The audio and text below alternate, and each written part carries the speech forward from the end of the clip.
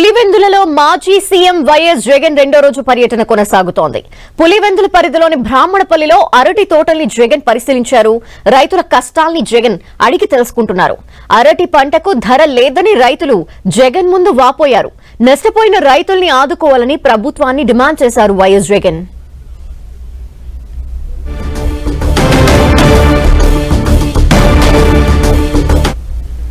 వెంటనే ఆర్బీకే పరిధిలో CM app అని బటన్ నొక్కేవాళ్ళు. Continuous monitoring of agricultural price and procurement అని వెంటనే జాయింట్ కలెక్టర్ రియాక్ట్ అయ్యేవాడు.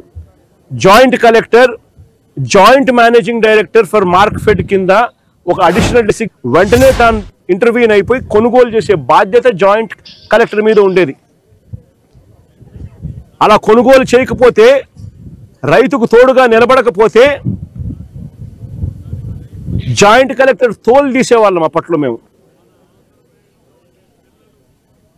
7,740 కోట్ల రూపాయలు అక్షరాల వైఎస్ఆర్సీపీ ప్రభుత్వ హయాంలో పంటల కొనుగోలు కోసం వెచ్చించిన సొమ్ము.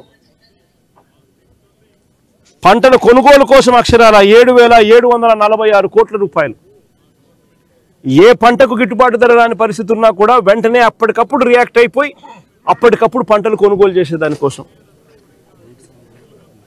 కోవిడ్ సమయంలో కూడా రైతును వదిలేకుండా ఆదుకున్న పరిస్థితులు మా ప్రభుత్వంలో జరిగాయి.